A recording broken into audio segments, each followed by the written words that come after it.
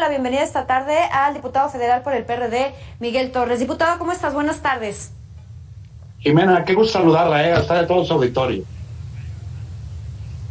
Oiga, diputado, bueno, pues se cumple ya este mes de julio, se cumplió un año de que fue oficialmente desaparecido el Fonden. En estos 12 meses, más de 12 meses, hemos tenido huracanes, los sismos, por supuesto, de hace 2 semanas. Tenemos estados como Michoacán que han emitido declaratorias de emergencia en varios municipios. Pero ¿dónde estamos parados sin este fideicomiso, sin este fondo para atender los desastres? Bueno, pues estamos parados sobre un pantano en este sentido, Jimena, porque anteriormente teníamos un fondo que nos permitía atender los desastres naturales, que tenía reglas de operación y que los gobiernos estatales o los municipales tenían que emitir su declaratoria de emergencia cuando vivían algún desastre natural y obviamente atendiendo los reglamentos, atendiendo los lineamientos, accedían a ese tipo de recursos. Desafortunadamente, desde el año pasado, como usted lo señala, desaparece en el Fondo para Atención de Desastres Naturales. Sigue habiendo, hay que decirlo, Jimena, sí sigue habiendo un fondo para atención de desastres naturales que está considerado en el presupuesto de egresos para este año, para 2022, y que es por un monto de 9,054 millones de pesos. Sí, y para el próximo año, para el presupuesto 2023, en el paquete económico que nos acaban de enviar, se considera un incremento aproximadamente del 78% y se contempla para este rubro 17,156 millones de pesos. Pero quiero hacer una precisión, Jimena, que este fondo queda de manera discrecional a disposición del Ejecutivo, ¿sí? Porque en caso de un desastre tienen que solicitárselo, ¿no? Del famoso ramo 23. Exactamente, viene en el ramo 23. En provisiones salariales y económicas, pero sujeto ya a la discrecionalidad del Poder Ejecutivo. Entonces, ¿qué es lo que ha pasado con los programas que maneja el Poder Ejecutivo? Pues que ellos determinan a quién le dan y a quién no le dan. Cuando son en gobiernos estatales afines al gobierno federal, bueno, pues ellos determinan cuánto le dan. Cuando no son afines, si le dan, lo operan a través de los servidores de la nación, con un tinte meramente político, y es lamentable que los desastres naturales... Diputado, y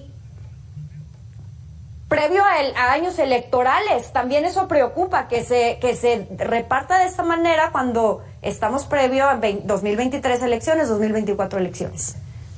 Efectivamente, o sea, como la mayoría de los programas electoreros que se manejan en el presupuesto, el caso de los adultos mayores, el caso de los jóvenes construyendo el futuro, ese ha sido el enfoque que le han dado. Si vemos el presupuesto 2023, trae un incremento muy importante que se plantea para este tipo de programas, y aquí en el caso del Fondo para Desastres Naturales, lo veo yo con el mismo enfoque. Un año donde se disputa la elección del Estado de México, la elección de Coahuila, y plantea un incremento del 78%. Pero le digo, aquí lo más grave es el enfoque que se le da a este fondo, el uso que se le da y la discrecionalidad con que el Ejecutivo puede disponer de él. Y es lamentable que los desastres naturales que padece nuestra población les den este uso y lo utilicen de esta manera, pues. Y sobre todo, diputado, en un país donde sabemos que pasan cosas, tenemos huracanes, lamentablemente tenemos sismos. Por un lado está este recurso que está en el ramo 23, por otro, ¿qué pasa con los seguros catastróficos y el bono catastrófico? Que también se tienen, que también existen, pero ¿cómo se aplican estos y qué tan factible es que se puedan aplicar por las reglas de operación?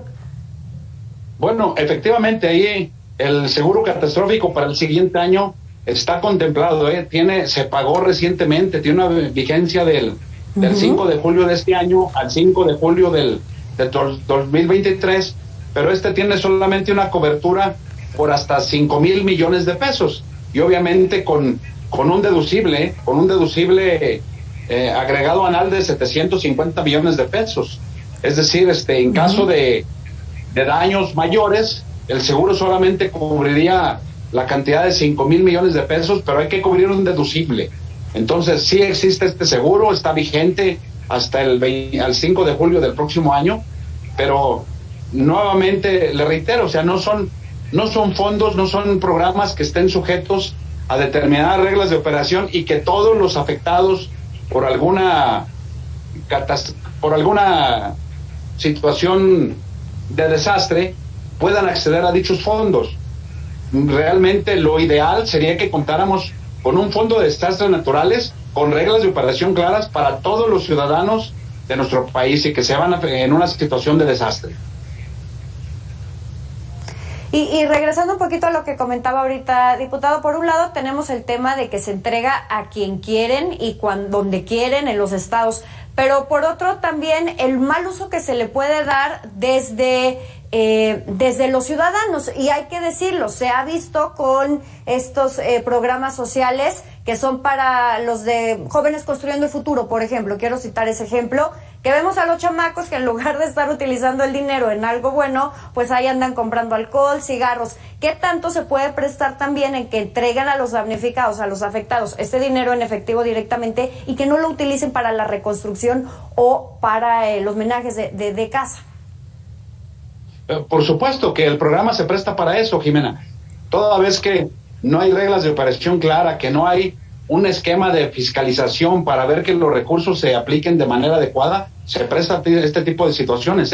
Lo vemos, como usted lo acaba de mencionar, no solamente en el programa de Jóvenes Construyendo el Futuro, lo vemos en el programa de La Escuela es Nuestra, donde se ha detectado cantidad infinita de casos donde los propios servidores de la nación ya les llevan al constructor, ya les llevan el programa que van a construir ahí al interior de determinada escuela, y hemos comprobado que la inversión no corresponde al monto autorizado. Pues entonces se presta este tipo de situaciones por la opacidad en el ejercicio de los programas, Jimena. Diputado, muchísimas gracias por esta entrevista, por aclararnos un poquito más en dónde estamos parados, insisto, actualmente en México, un país donde hay desastres naturales, hay huracanes, hay sismos, si no tenemos un fondo para atender a los damnificados. Diputado Miguel Torres, muchísimas gracias por esta entrevista. Al contrario, Jimena, muchas gracias a usted y le mando un saludo a usted y a todo su auditorio. Saludos, muchísimas gracias, diputado. Vámonos a un corte comercial, es breve y regresamos.